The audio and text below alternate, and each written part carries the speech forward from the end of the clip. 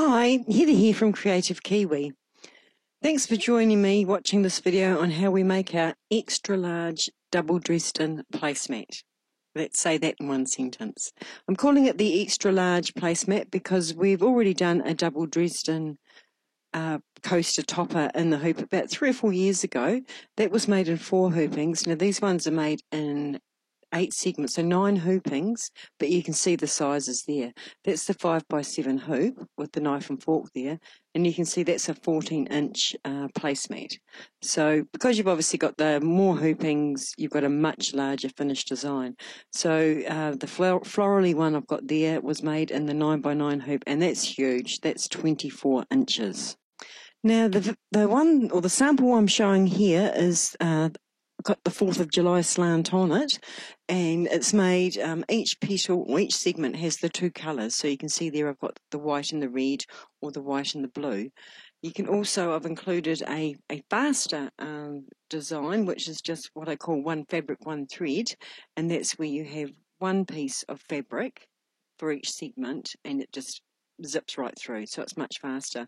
But I'm showing the 4th of July sample because it has slightly more construction required, but you can choose either way. Both files are included in the design set and all of the hoop sizes, so you've got maximum versatility here. Now this video just shows the steps involved in making the actual placemat. All the detail is included in the written instructions that you get when you download the file. With the fabrics, I just use cotton, so I've got the red, white and blue cotton fabric for the front. I just need a thin batting. I've got a fusible fleece there. It's about 1/4 inch, I guess. Now for this sample, because I like to try things, I've used, I guess it's called bag batting, but a heavy felt is the same idea. I've used that for the back of my placemat, and I use this just so if you wanted to use this as a hanger, you've got more body. So I thought I'd show you how you do that. Otherwise, my very large 9x9 one I did with cotton backing. The only difference here is I would add an iron-on interfacing to the back of the fabric just for the backing, just to give you some body. Now in terms of how much, now the 5x7 easily made with fat quarters, scraps of fabric, particularly because it was the white and the opposite colour. With the large 9x9, you wouldn't quite get the front out of a fat quarter. You'd want at least 1/2 metre for the front, for the huge one, and the same for the back if you were going to have it reversible. Now the other material that you do need is the water-soluble stabiliser, and it needs to be the fabric type, as you can see here in the video. The plastic solvay that you might use for as a topper or for lace, it's just not strong enough, so you do need the fabric type stabiliser, and use the pinning method as you can see here. This just stops any movement in the hoop. Anyway, let's get on to it. So each of the segments are made in the same way. So you've hooped your stabiliser and you're just going to stitch out your first colour onto the stabiliser, and this is just the guideline for all the rest of the fabrics. So we've got that stitching out. Now if you want the placemat to be reversible, you do need to use matching bobbin thread. You don't have to do it in this construction bit, but when it comes to the satin stitches and quilting, you will need matching bobbin thread. So we've stitched out our first outline. So what we're going to do now is we're going to put the backing on, so the backing fabric. So we're going to turn the hoop over, and on the back of the hoop, now I've got my heavy felt, bag batting, so I'm putting it on. Now if you were going to put your, have it reversible, you would put your fabric and you would put it with the right side facing up towards you because it's the back. So once you've got that on the hoop, you're now just going to get a piece of batting and you're going to put that on the front of the hoop. Now you can tape it in place if you like. I think it's coming up here. Yes, I just get my palette and I just place it on top, particularly for the smaller hoops. Then you're back to the machine and it's going to stitch that outline out again, but with the 2 segments, just so you've got your 2 fabrics. So now what we're going to do is just cut away the excess batting on the front, just on the front of the hoop. And this just makes it easier for when you're joining and everything's all trimmed nicely. Now you can see there I used, different scissors depending on what I'm doing. So I've got my trusty dressmaker scissors there, And sometimes I just use the applique duckbill scissors. Just really depends on the way I'm feeling at the time. So you can see there, we're cutting away that batting. Got a wee bit there. Okay, so now we're going to do the left side. So we're just placing our fabric on the left side only, and we're taking it off to the machine just to attach the left-hand side. Now we're just going to quickly cut away that excess just along the centre, because you're going to place the next colour piece.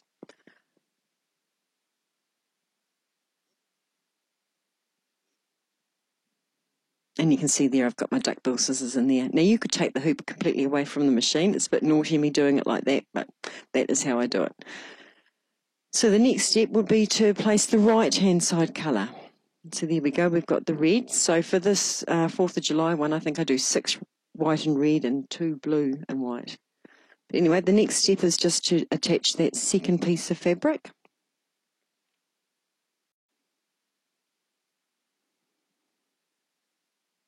And now what we're going to do is cut away all the excess fabric on the front of the hoop and also the back. Now I get into a habit of cutting away the backing first because it's very easy to forget. So I do cut the backing fabric first and then turn it over and do the front of the hoop. But you can do either or.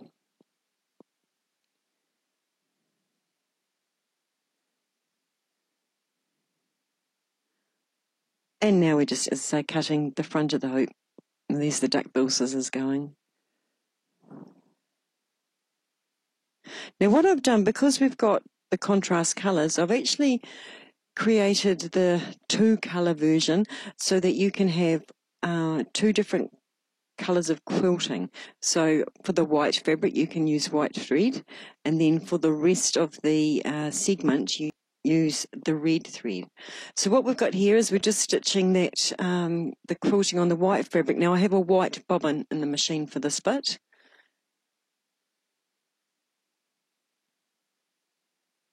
Now, if you're not making it reversible, doesn't matter, just leave the same bobbin in. But if you're trying to make it reversible, just like that, change your bobbin and your thread, and then you do the next stitch out, which is going to just zigzag up that raw edge in the centre, and then it will do the quilting. As I say, each segment is made the same way. So it's just going to do some zigzagging along that top edge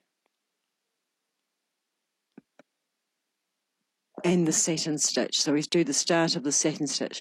Now this segment is what we call segment 1 or segment A. It just has the satin stitch on the top. So you have 2 raw edges. Then you'll change to the next file, which is file B, and that will have a joining stitch and the extra satin stitch down one side, and then you have the 3rd file which does satin stitch right around the whole thing. You'll see as we go along. But anyway, there you go, there's segment 1 completed. So what we do, you can see there we've got the red quilting on one side and the white quilting on the other. We're just going to remove that excess stabiliser just around the edges. Now you can cut quite closely as you can on the 2 raw edges on the sides. They're the bits that are going to be joined, so the neater they are, the better. Just around the actual satin stitch, just cut close. You don't want to cut that satin stitch, and you will remove the stabiliser later. So there you go, your first segment, and all segments are made like that. Then we've got file B. This is what I was talking about before. It has a satin stitch on that left-hand side. So for this segment, it's created exactly the same. So you're going to do your stabiliser, put your batting on, cut off the batting excess, do your 2 fabrics, and then you return it to the hoop. And we're still doing the same as before. It's going to do the white quilting first on the left-hand side.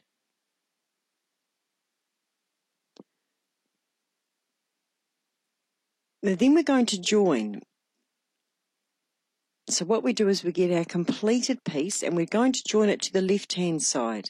So what you're doing there is you are matching stitch line upon stitch line. So there is a slight overlap. And what you need to do, you don't have to worry too much about the centre on this one. It's mainly just get the side, just match that side correctly. And as you can see there, I am taking a bit of time there, but because if you can get that, the point, but that needs to match up as well as you can. As I say, the centre we actually fix up later, but once you have got it in the position, you just need to put some tape down. Now I've slowed this video down, taking forever. But you're just taping outside of the stitch lines, and you're just making sure that that stays in place until you get the hoop to the machine. And that's where we're just going to do a zigzag join. So we're at the machine, you can see the tape's in place. And now you can slow your machine down if you like, if this is the first time you've done this, or stop and start as you feel. I've done a few of them, so I just let it go through. And what you're looking to do is that it just zigzags both sides. It's just to attach or join those two pieces. I'm sure I'll show you here.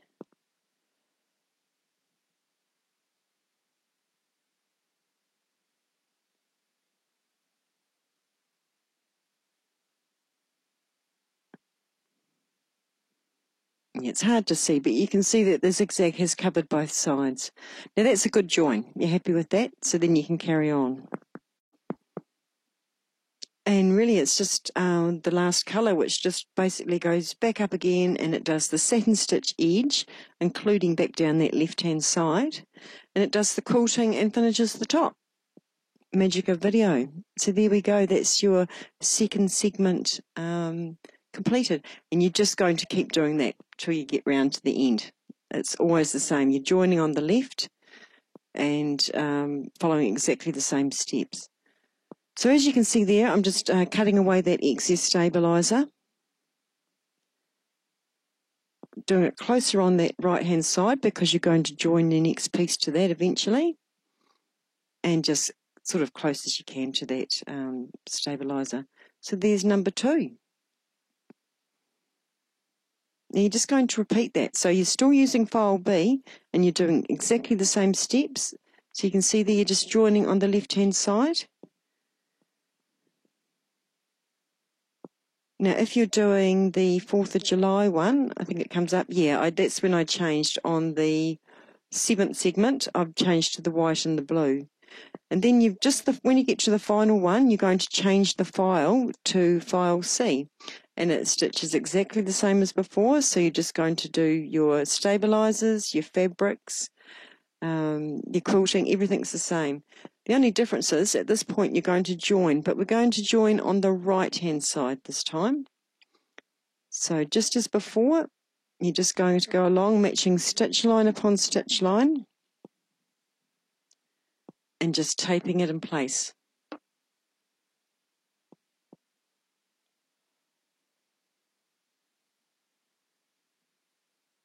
Now you're just going to do one join at a time, so just concentrate on that right hand side and we'll just move that wee left hand one out of the way in the meantime. Yeah, so we just sort of keep it out of the way, and it's the same thing again. It's just a zigzag stitch that's going to stitch down and join the right hand side. Now obviously for these last two I've put blue bobbin thread in the bobbin and changed to blue thread.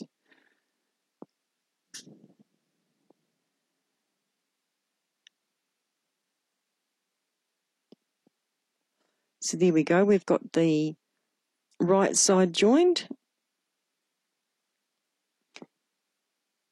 Now when you're happy with that it's caught both sides, you just keep it in the hoop and you're just going to run the next stitch, and that's just going to actually go back along where you've just zigzagged, and it's going to zigzag the top, and then it's going to stop the machine where you're going to join the last join as such,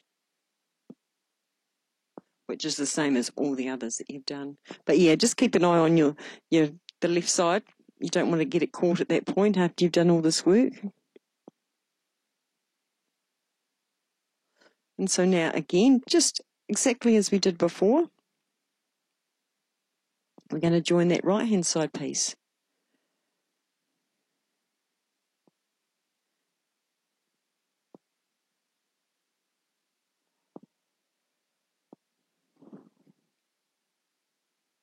Now, I don't like stitching over tape, so that is why I do tape outside the stitch lines. If you feel more happy, you can put some more tape along that inner bit if you prefer, and just stitch over it if you're happy doing that. I just don't like getting the gummy sticky stuff on my needles, to be honest. So there we go. We're going to take that back through to the machine and do the same thing again. We're going to do that joining stitch. Now, obviously, these are one of the designs. You really don't want to leave the machine when you're doing this. You know, you don't. You can guarantee if you turn your back on the machine, something will happen. But anyway, we've got that last join done. Again, just give a wee check. Just make sure you've caught both sides. And if you have, which I have there, you just carry on. Now, this just get easier. If this is your first time doing one, I know that it can seem quite hard, but look, once you've got used to doing them, you just whiz through them. Now, that last file, it's just got an extra stitch just to cover all of the satin stitch areas. And that's the outside segments done.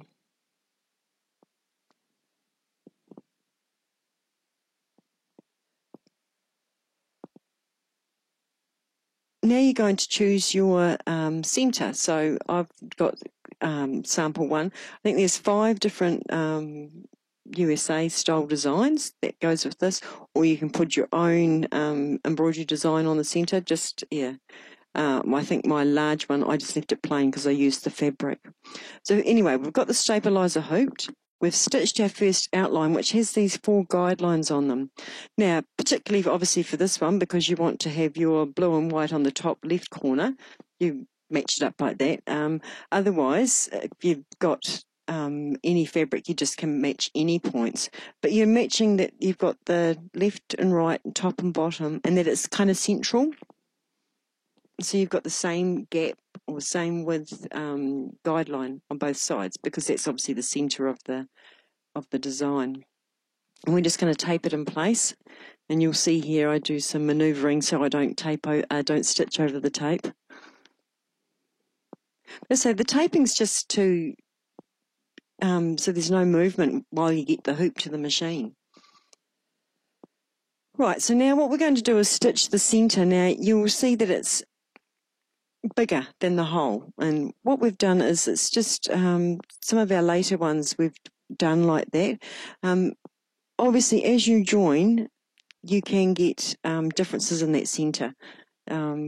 And our older ones, we just had the centres matching exactly, and it was a little bit harder. So this seems to be an easier method where we're actually going to cut away that centre, and you've got the perfect circle and you've got everything matching. So as I say, look at me stopping and starting. I just do not like stitching over tape.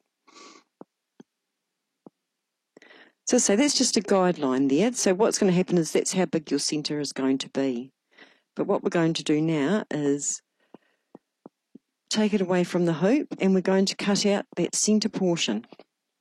So have a look there. I mean, it should look central. You know, if you've got a smaller gap on one side and a larger on the other, then you might want to redo this. But otherwise, you can see there it looks fairly central. Now here we're just going to cut away that centre. Now, admittedly, when you use the bag batting or the felt, it is a little bit harder. Obviously, it's more stronger, but just get some good scissors. And it's certainly worth it. The end result's worth it.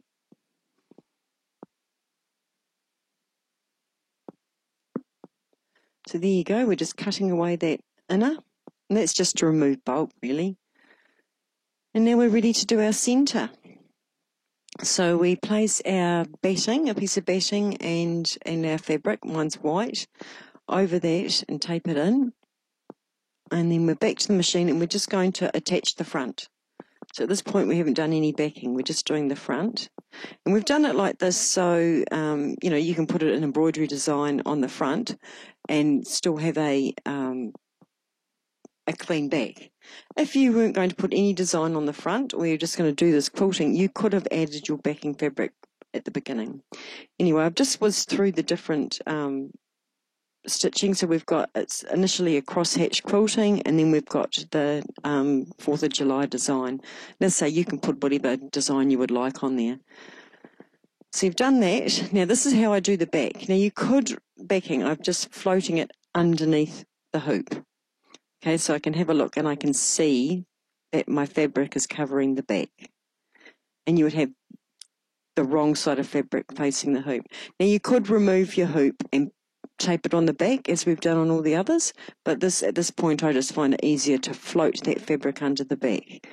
And there you go, I'm just adding my backing, just adding attaching the backing. Okay, so I'm sure you know what to do now, and you can see I had an issue with my bobbin thread at that point. I needed to change the needle. But anyway, here we go, we're cutting away the backing, and in hindsight I should have put either a darker colour or perhaps 2 layers of the white on the back there, because you can see the design. But I didn't. So here we are, we've just got the front, we're just cutting away the front. Exactly as you've done before.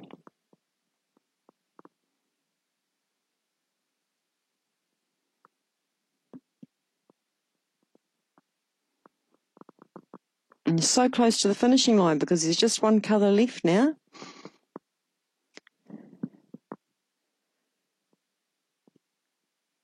And so it's back into the machine. And you're just going to stitch that last colour, which just does a zigzag right around the edge, catches in all those raw edges.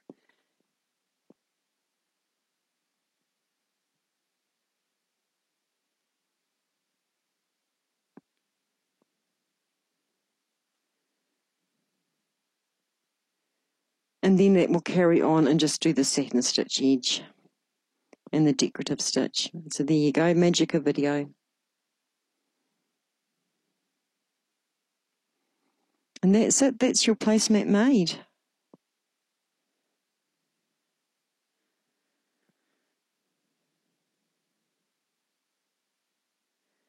Now we're just doing the final parts, just cut away that excess stabiliser. Now you can see there, obviously, with the bag batting one, I mean, I did the different colour bobbins so that you could see the quilting or the effect there. If you weren't making it reversible at all, you could have just used the white bobbin and the thread, your white thread in the bobbin. Now what I'm doing there is I'm just using hot water and a Q-tip, and I'm just removing just the edges, the edges of the water soluble stabiliser. It just makes it all nice and neat. Now, if you were going to use it as a proper placemat or a coaster or something like that, or somewhere where it would get moisture on it, you actually need to pop it into the washing machine and put it through a wash cycle to remove all traces of the water-soluble stabiliser. Just depends. See, like that particular one for me, I'd probably make as a hanging, and there would be no need to wash it. But there we go. There is your completed Dresden. So I hope you've enjoyed the video. Now, I'll put a link below the video with links to some of our other Dresden placemats so you can get an idea of just what you can do with this design. So admittedly, we've had the smaller one out for about 3 or 4 years, so there's some really cool ideas with fabrics and, just what you can do. So be sure to have a look at it and it'll give you some idea of what you can do with this design. And make sure that you join our Facebook group. You can get to see really, really cool ideas on there. And as you can see, the website, we've got well over 100, probably 150 free design sets now that you can try these techniques before you actually buy. And we've got plenty of videos. Kay makes some great step-by-step videos showing you just all the different techniques we use and what you can make. So thanks so much for joining me. Cheers.